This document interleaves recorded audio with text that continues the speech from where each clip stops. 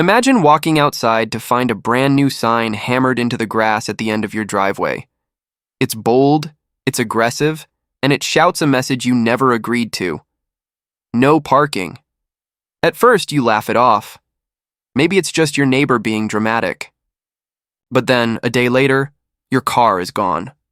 Towed, hauled away because that homemade sign has turned into a weapon. This isn't a story about parking spots.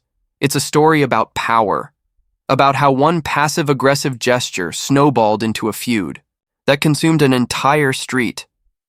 What started as a single act of defiance became a war fought with city inspectors, anonymous complaints, and secret recordings.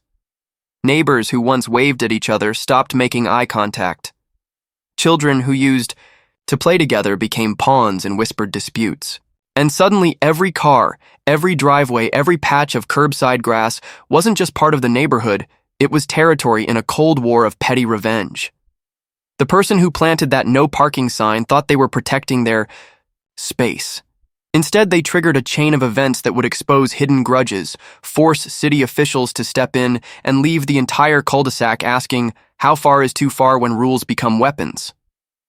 This is not just a story of one car being towed. It's about the unraveling of trust, about how a community that once shared potlucks and block parties ended up divided by suspicion and resentment. By the time the feud reached its breaking point, no one was innocent and no one was untouched. So tonight, we're diving into the tale of the neighborhood sign that backfired spectacularly. From the moment the hammer hit the ground to the day the tow truck rolled in, every detail matters. Because beneath the humor, beneath the absurdity, lies a question that could face any of us. What happens when neighbors stop being neighbors and start becoming enemies? Buckle up. This isn't just a parking dispute, it's a cautionary tale about pride, power, and the price of pettiness. It started like most neighborhood disputes do. Quietly, almost invisibly at first, like a hairline crack in glass that nobody notices until it spreads across the entire surface. For years, the cul-de-sac had been a picture of suburban calm. The street was small, barely big enough for a dozen houses, with neatly trimmed lawns, flower beds that looked like they came straight from gardening magazines, and cars that rotated predictably between driveways and curbs. It was the sort of place where neighbors waved politely when fetching the mail and exchanged nods while mowing their lawns, but rarely went beyond surface-level pleasantries. Harmony wasn't deep, but it was stable. That stability was about to shatter. The trouble began with one simple act, a homemade sign. It wasn't large or particularly official-looking, just a piece of white board with bold black letters written across it. No parking. It was nailed to a stake and planted firmly at the edge of a driveway belonging to a couple named Martin and Denise. At first, most neighbors didn't think much of it. Maybe someone had parked too close to their mailbox, or maybe Martin and Denise had been blocked in one too many mornings. Everyone had their little quirks, and a sign seemed harmless enough. But within hours, whispers started to ripple through the cul-de-sac. The spot Martin was claiming wasn't actually his. The curb in front of his house, like every other curb on the street, belonged to the city. It wasn't a driveway. It wasn't marked as reserved. It was public property. Still, the sign stayed up. That weekend, when the street filled with visiting cars, relatives, friends, deliveries, people noticed that the no parking spot was aggressively monitored. One neighbor recounted how Denise had marched outside, arms crossed, when a teenager pulled up and parked under the sign. She stood on the curb, staring until the boy shifted uncomfortably, eventually moving his car half a block away. The message was clear. The sign wasn't a request, it was a demand. The quiet irritation began to spread. Residents who had lived in peace for years now found themselves calculating whether they would draw Martin and Denise's wrath if they parked anywhere near that curb. Guests were warned, don't park near the house with the sign. And little by little, resentment began to fester. But resentment is like dry tinder. On its own, it doesn't burn. It needs a spark. And the spark came one Tuesday evening when Alex, a young father who lived 3 houses down, came home late from work. His driveway was blocked by his wife's SUV, and the nearest available spot was, unfortunately, right beneath the glaring "No parking" sign. Exhausted, Alex decided to take the risk. He parked, locked his car, and went inside. The next morning, he found a note tucked under his windshield wiper. In bold, scrawled handwriting, it read, "Move your car. Last warning. This space is not for you." Alex crumpled the paper in his fist and felt a flash of irritation. Who did they think they were? He hadn't broken any law. The curb was public. But he also knew one thing about neighbors. Battles could drag on for years, and he didn't want to start something ugly. He shrugged it off, at least for that day. What he didn't know was that Martin and Denise weren't satisfied with just leaving notes. That same week, Alex's car was mysteriously reported to the city as abandoned. An officer came by, inspected the vehicle, and quickly realized it wasn't abandoned at all. It was registered, insured, and obviously in use. Nothing came of the complaint, but Alex was rattled. He knew who had called it in. Word spread quickly among the cul-de-sac. By the weekend, everyone had heard about the abandoned car report, and opinions were split. Some quietly sympathized with Martin and Denise, muttering about how parking was tight and maybe it was better to avoid conflict by leaving that space alone. Others grew angry, feeling that the couple had crossed a line by trying to weaponize city resources against their own neighbors. It didn't help that Martin and Denise doubled down. Denise was spotted repainting the no parking letters in EI's thick black strokes, as if to make the command bolder. Martin, meanwhile, stood out front one evening, hands on hips, glaring at a delivery van that had paused briefly beneath the sign. He shouted at the driver to move immediately, startling the poor man into compliance. The cul-de-sac was officially divided. Some households avoided the spot altogether, not because they believed Martin had any right to claim it, but simply to dodge drama. Others, like Alex, began to grow stubborn. Why should they bow down to a couple who thought they could bend public space into private ownership? Each side waited tense for the next move. That move came in the most unexpected way. A neighbor named Carla, who lived directly across the street, had quietly been taking photos. Every time Martin or Denise marched outside to intimidate someone, she snapped a picture from her window. Every time the sign was enforced, she kept a record. She didn't plan to use them yet. She wasn't looking for a fight. But she knew a storm was brewing, and she wanted evidence. Because deep down, everyone sensed it. The sign wasn't the end. It was the beginning. The battle over one patch of curbside asphalt was about to spiral into something much bigger, uglier, and far more public than anyone expected.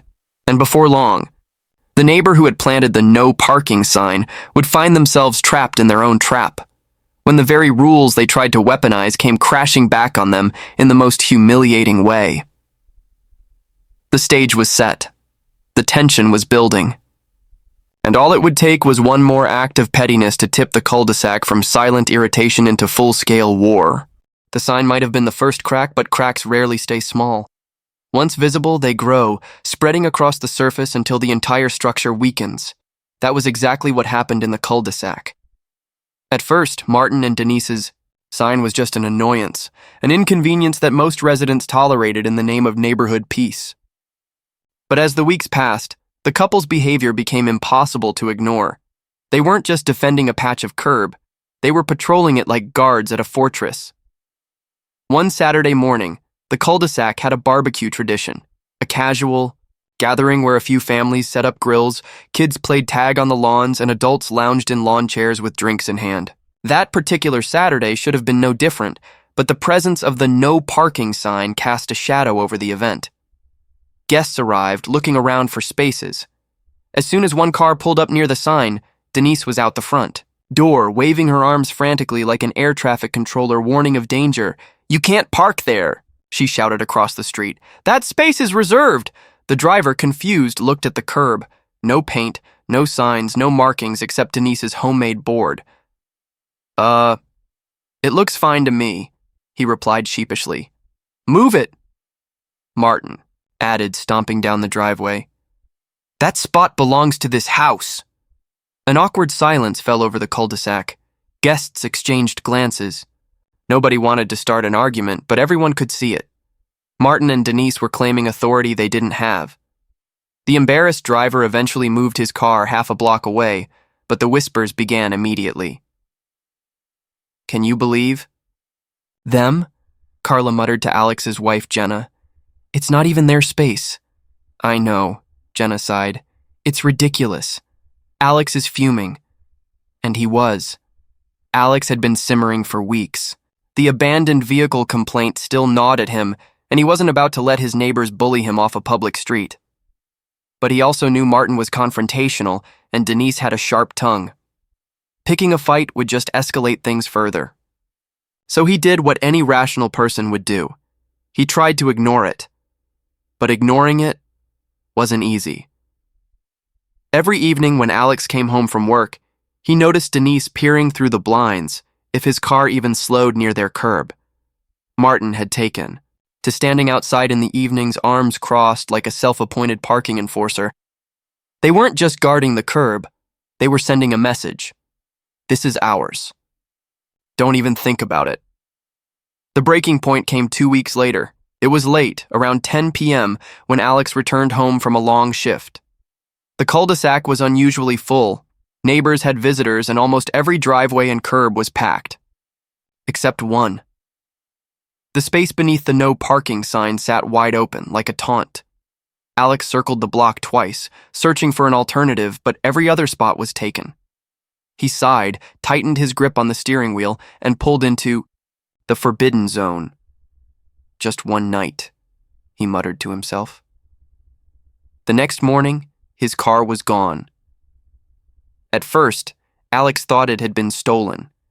His heart pounded as he scanned the street, searching desperately for any sign of it. But then his eyes landed on Denise, standing in her front yard with a mug of coffee, wearing a smug smile. "You looking for something?" she called out sweetly. Alex's stomach dropped. His car had been towed. Fury surged through him. He stormed across the street, demanding answers. "You called a tow truck? Are you out of your mind? That's a public curb." Denise shrugged innocently, sipping her coffee. "You were violating the sign. We warned you." "The sign isn't law," Alex shouted. "You can't just decide what's legal." By now, Martin had joined her, puffing out his chest. "Actually, we can. That space belongs to our property line. We spoke to the city. We have every right to protect it." It was a lie, of course, but Alex didn't know that. Not yet. All he knew was that he was out several $100s in towing fees, and his blood was boiling. When he retrieved his car later that day, he made a silent vow. This isn't over. What Martin and Denise didn't realize was that their petty power play had awoken a force they hadn't counted on, the rest of the cul-de-sac. Carla, who had been quietly documenting everything, shared the news in a neighborhood group chat. Screenshots flew, photos of the sign circulated, stories of Denise's sidewalk policing piled up. The towing of Alex's car wasn't just seen as unfair, it was seen as a declaration of war against the entire community. "Next time it could be us," one neighbor texted. "They've gone too far," another replied. And for the first time, the residents began to unite, not around Martin and Denise, but against them. Carla's evidence became ammunition. Alex's fury became fuel. And the others, who had once tiptoed to avoid confrontation, began to whisper about finding a way to put the couple in their place. Because if Martin and Denise thought they could bend the rules, maybe it was time someone reminded them what the rules really were. And as fate would have it, the very pettiness they wielded so confidently was about to turn on them in the most poetic way imaginable. The day Alex's car was towed became the story everyone in the cul-de-sac couldn't stop talking about. By evening, the barbecue conversations, the group chats, and even the whispers over fences revolved around one question. How could Martin and Denise get away with this? Alex himself was a storm barely contained. He replayed the morning scene in his mind again and again, Denise smirking from her lawn, Martin parroting lies about property rights, and his car being hauled away as if he had committed a crime. Every time he thought about it, the frustration flared anew. "This is robbery," Alex vented to Jenna at their kitchen table that night. "They don't own the street, they don't own the curb, and yet I'm out $300 like I did something wrong. Jenna, calm but equally exasperated, placed a hand over his. Then don't fight them with anger. Fight them with facts. If they broke the rules, prove it. Make them pay. That was when Alex realized he didn't have to fight this war alone. Carla, the neighbor who had quietly been collecting evidence, reached out later that week. She showed up at Alex's doorstep with a tablet in hand, her eyes flashing with determination. "I think I've got something," she said, stepping inside. On her screen were city documents, parking regulations, zoning maps, even public works codes. Carla had spent hours digging through the city website, cross-referencing every line about curb ownership and signage. And the truth was crystal clear. Martin and Denise had absolutely no authority. "They can't post private signs," Carla explained. "Only the city can designate parking restrictions, and there has to be official signage. Plus, residents can't call a tow company unless it's their driveway or a private lot." What they did? That was illegal. Alex felt a surge of vindication. "So they lied." "Worse," Carla added.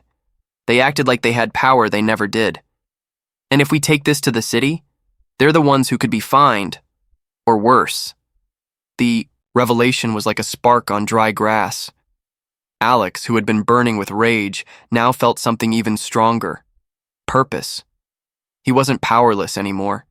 He had the truth, and he had neighbors who were just as tired of Martin and Denise's antics. As he was, word spread quickly. In driveways and late-night texts, the cul-de-sac began plotting. Not out of malice, but out of a shared sense of justice. Everyone had a story. The time Denise yelled at a delivery driver for stopping too close. The way Martin reported kids for riding scooters on the sidewalk. The endless complaints about lawn lengths and garbage bins. The couple had turned the neighborhood into their kingdom, but now the subjects were rising up. Alex, however, wasn't satisfied with just exposing them. He wanted something more.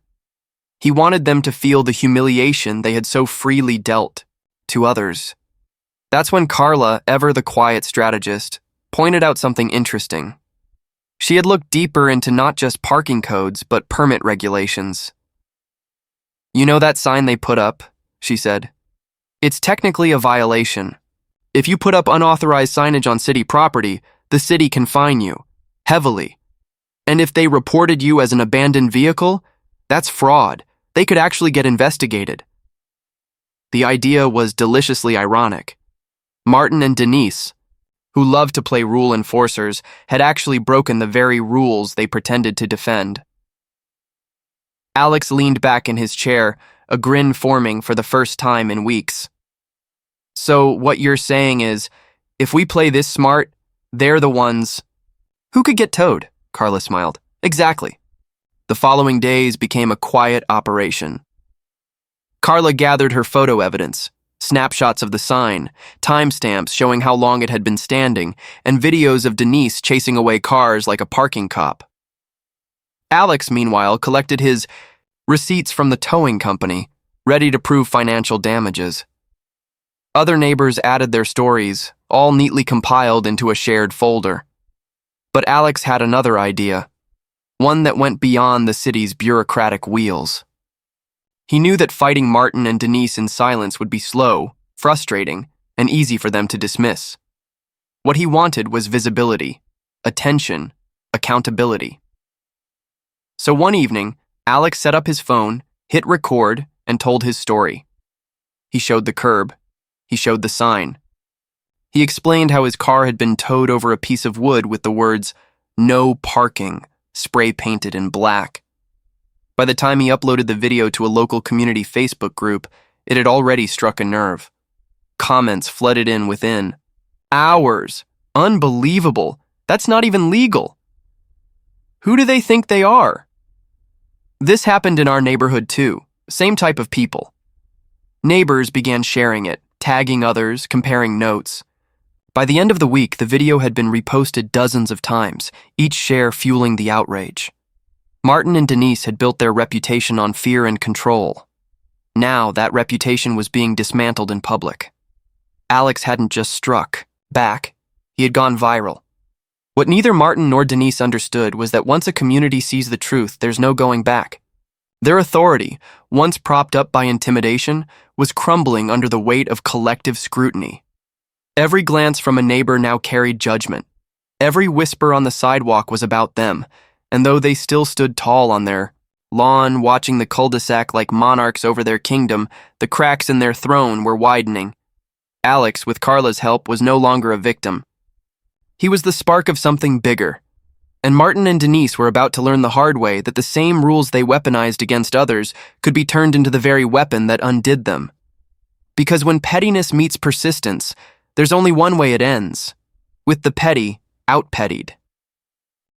The neighborhood had always been a quiet place, dogs barking at delivery vans, lawnmowers humming on Saturday mornings, kids riding bikes down the cul-de-sac. But after Alex's video started spreading, the air changed. People who had once kept their heads down now looked at Martin and Denise with narrowed eyes. Whispers no longer happened behind closed doors. They happened on sidewalks, on porches, and loud enough for Martin to hear as he carried in his groceries. The viral post was everywhere. Neighbors shared it in community Facebook groups, tagging the city council's page. Friends forwarded it to other towns as a "you won't believe this story." And every comment seemed to echo the same sentiment: outrage. How could someone tow a car from a public street? This is harassment. People like this ruin neighborhoods. For years, Martin and Denise had thrived on intimidation. They counted on silence, on the fact that nobody wanted to make it worse by speaking up. But the video shattered that illusion. People were no longer afraid. They were angry. Denise noticed the shift first. She was watering her flowers when Mrs. Patel from across the street walked by. Usually polite, Mrs. Patel always waved. But this time, she kept her eyes forward, lips pressed tight. Denise frowned, the hose still running. "Good morning," she called out, voice overly bright. No reply. A small thing, but it burned. Later, that day, when Martin left to pick up the mail, he overheard two teens laughing on the corner. One of them pointed at the "no parking" sign still nailed to the tree and said, "That's the famous one." They both burst out laughing, pulling out their phones as if the sign were a tourist attraction. Martin's face flushed. Famous? They were mocking him. At the same time, the cul-de-sac began to buzz with a new kind of energy. Solidarity. Neighbors who had quietly resented Martin and Denise now felt united. Carla's phone barely stopped buzzing as people messaged her tips, screenshots, and encouragement. Even neighbors from adjoining streets chimed in. They've been doing this for years. Glad someone finally stood up.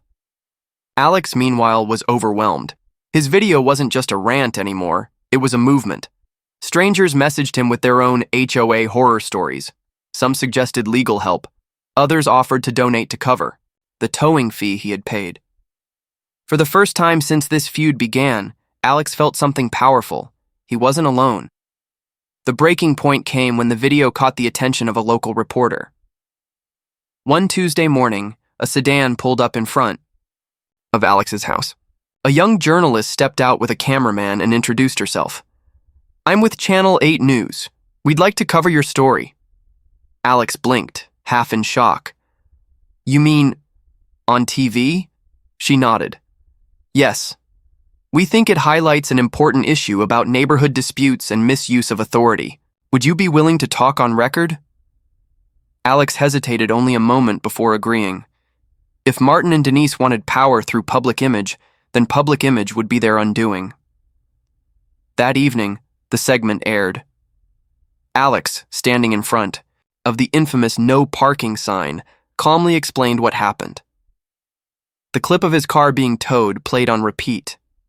Carla provided the legal citations, pointing out how the sign itself violated city code. The report even included a brief statement from the city's Public Works Department. Unauthorized signage on public property is not permitted. Enforcement action may be taken. The news anchor closed with a line that would haunt Martin and Denise. Neighbors say this is just one example of how petty rules can backfire. If the Facebook video was a spark, the news segment was gasoline. The next day, Martin and Denise's phone began ringing nonstop. Neighbors demanding explanations, strangers leaving voicemails mocking them, even reporters requesting interviews. Their attempt to control a single curb had turned into a spectacle they couldn't escape. At the grocery store, people stared. At church, whispers followed them down the aisle. One bold resident even taped a printed screenshot of the news segment to the community bulletin board. Denise was furious. "This is slander!" she snapped at Martin. "We should sue!" But Martin, usually full of bluster, looked pale. He had reread the city's parking code 3 times. Carla was right. They weren't just disliked, they might have actually broken the law. "What if they fine us?" he muttered. "What if they—" "Press charges." Denise waved him off. "We're the victims here. They're twisting the story." But even she could feel the walls closing in. The neighbors who once obeyed her every glare now ignored her completely. The power she held, her favorite tool, was slipping from her hands.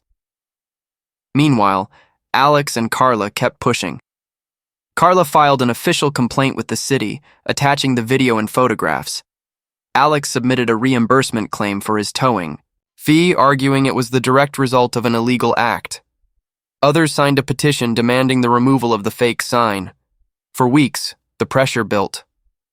Every time Martin and Denise stepped outside, they were reminded that their little game had backfired spectacularly.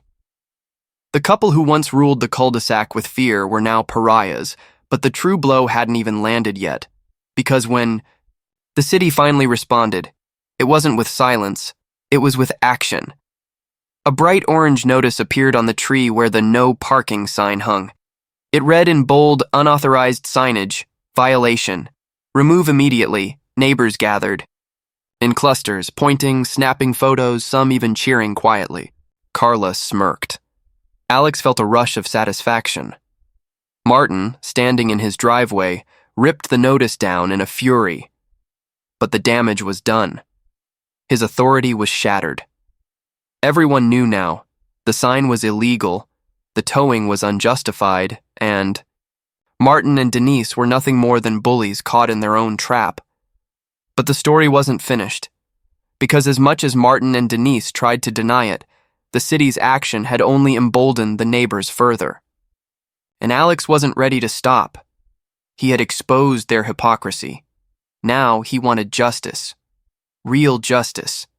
And as Carla reminded him one evening, backlash is just the beginning. The real fight starts when the city steps in. Alex nodded, already planning the next move. The cul-de-sac had turned against Martin and Denise. The city had taken notice. And soon the couple would learn that you can't bend rules without them snapping back. Hard. The cul-de-sac had become a theater of tension, and every day seemed to bring a new act in the parking feud. The passive-aggressive sign that had started everything was gone, torn down after the permit violation report, but its absence did not bring peace. Instead, it left behind an atmosphere heavy with resentment and whispers. Neighbors who once waved casually now eyed each other with suspicion, every gesture and glance layered with hidden meaning.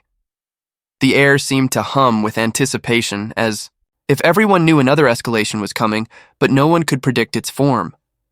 The homeowner whose car had been towed was not ready to let the matter rest. Humiliation was a powerful fuel, and the sight of their car being dragged away by the tow truck had burned itself into their memory. It wasn't just about the inconvenience or the fine to retrieve the vehicle. It was about pride, about feeling exposed in front of the very people they lived among. That sting of public embarrassment transformed into a vow to get even, and it was only a matter of how, not if. Meanwhile, the rest of the neighborhood tried to carry on with normal routines, but the undercurrent of unease made everything feel unsettled. Parents who once let their children ride bikes up and down the street now kept them closer, wary of crossing invisible lines in the ongoing feud. Cars parked just a little farther from driveways just in case. Even the casual gatherings that once defined the friendly spirit of the cul-de-sac grew sparse. The feud had drained the place of its warmth, leaving behind cold calculation. One evening, a ripple of gossip spread quickly from porch to porch. The neighbor whose car had been towed was seen late at night, walking slowly past driveways with a notepad and flashlight in hand. It was said they were checking for overgrown hedges, cracked sidewalks, and cars sticking a few inches too far into the street. The image of them patrolling like a self-appointed inspector became a new fuel for whispers and quiet outrage. It seemed they weren't satisfied with private revenge. They wanted to turn the entire street into their battleground. For the homeowner who had reported the sign, the unease was even sharper. They felt eyes on them constantly, as if every movement was being catalogued. The once simple act of pulling into their driveway felt like stepping onto a stage where judgment was inevitable. They began to question whether their own retaliation had gone too far, not out of regret, but because they could sense the backlash building. Retaliation rarely stopped at one blow. It grew, it spread, and it demanded escalation. The culmination came when another car disappeared from the street, this time belonging to a neighbor who had never taken a side in the dispute. They woke one morning to find their driveway empty, a tow notice taped to their mailbox. The shock of it rattled the block, because suddenly the fight wasn't contained between two houses anymore. It had spilled outward, dragging innocent people into its path. The narrative of victim and aggressor blurred, replaced by a sense of collective punishment. Fingers pointed quickly, each direction more accusatory than the last. Some blamed the original sign maker for escalating everything, while others whispered that the neighbor who had reported them was going too far, targeting anyone they perceived as unsupportive. Distrust fractured the community further, each household pulling tighter into itself, doors closing, blinds drawn. The cul-de-sac was no longer a neighborhood but a cluster of islands, each wary of the others. The climax of this slow unraveling came one Saturday morning. A group of neighbors gathered outside, voices raised, demanding answers from the two feuding households. It wasn't a formal meeting, just an eruption of pent-up frustration. People wanted the hostility to stop, but no one could agree on who should take the blame or how peace could be restored. The arguments circled endlessly, accusations flying, old grievances unearthed. What began as a parking dispute had grown into a referendum on how they all lived together. The most unsettling part was the silence of the two central figures in the feud. The sign maker stood with crossed arms, eyes hard, while the neighbor who had reported them leaned against their car, expression unreadable. Neither was willing to concede, neither willing to admit fault. Their silence was louder than the shouting. Around them, a refusal to participate that only deepened the divide. As the crowd dispersed, uneasy and unsatisfied, a realization settled in like a storm cloud. This was no longer about cars or signs or even pride. It had become a power struggle, a battle to see who could outlast the other, no matter the cost to everyone else. And the cost was already evident in the cracks running through the once friendly community. Trust had been eroded, replaced with suspicion. Unity had dissolved into factions. The neighborhood that had once been a sanctuary of suburban calm now felt like contested territory, a place where every decision was weighed against the possibility of retaliation. The cul-de-sac had become its own closed system of conflict, self-perpetuating and increasingly destructive. No one knew how it would end, but everyone understood one truth: it could not go on forever. Something had to break. And as dusk fell, that evening, with porch lights flickering on one by one, each neighbor felt the weight of the silence that followed. It was the silence of anticipation, of watching the pieces shift into place for whatever confrontation was coming next. The feud had reached a point where the next move would either shatter the stalemate or destroy the fragile remnants of community once and for all. The neighborhood had been stretched to its breaking point, and everyone knew it. The cul-de-sac was not just a street anymore, it was a chessboard where every car, every lawn, and every glance carried the weight of strategy. Each neighbor moved, cautiously, calculating what could be interpreted as provocation. Conversations that once flowed freely now happened in whispers, if at all. It was as though a curtain of paranoia had been draped over the entire community, casting every interaction in shadow. The homeowner whose car had been towed first, whose anger had ignited so much of the escalation, decided they had endured enough humiliation. They resolved that the only way forward was to seize control of the story. Instead of skirting around the conflict, they would put it squarely in the open. The next weekend, they set up a folding table at the edge of their driveway with stacks of printed documents, copies of city ordinances, photos of parking spaces, even highlighted sections of HOA rules. A handwritten sign taped to the front of the table read, "Know your rights." The display drew attention immediately. At first, people passed by quickly, unwilling to be drawn into the spectacle. But curiosity was stronger than caution, and soon neighbors began to gather, flipping through papers, asking quiet questions. The homeowner spoke with calm intensity, framing themselves as someone who had been targeted unfairly, but had uncovered truths that could protect everyone else. They talked about towing regulations, permit loopholes, and the dangers of letting a few power-hungry individuals dictate the lives of many. It was a performance as much as a protest, and slowly, it began to shift perceptions. Some neighbors, weary of the ongoing feud, found themselves sympathizing with this narrative of resistance against unfair control. Others, however, saw it as manipulative, a desperate attempt to rewrite history and cast themselves as the hero. The cul-de-sac divided further, invisible lines drawn between those who supported the movement and those who resented its dramatics. Meanwhile, the neighbor who had originally reported the illegal sign watched the scene unfold with growing frustration. They had counted on the neighborhood tiring of the feud, on time smoothing out the conflict and leaving them quietly in the right. But now, it was clear the opposite was happening. The feud was no longer a private spat. It had evolved into a stage where narratives battled for dominance. And in this arena, silence was not strength but weakness. So, they made their move. One evening, they uploaded a carefully edited video to the neighborhood's private social media group. The footage showed clips of the signmaker pacing the street with their flashlight and notepad, paired with captions accusing them of harassing neighbors and creating a culture of fear. The video was cut sharply, painting a picture of obsession and menace. Within minutes, comments poured in, some in outrage, others in disbelief. The digital battlefield had opened, and once unleashed, it could not be contained. Suddenly, the conflict wasn't just playing out in driveways and sidewalks, it was being broadcast, analyzed, and debated in real time by everyone with a screen. Alliances formed overnight, each side claiming the moral high ground.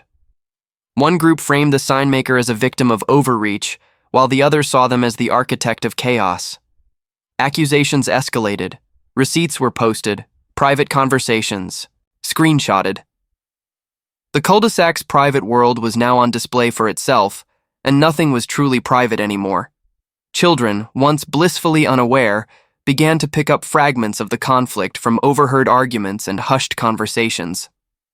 Friendships between families strained, invitations to birthday parties quietly retracted.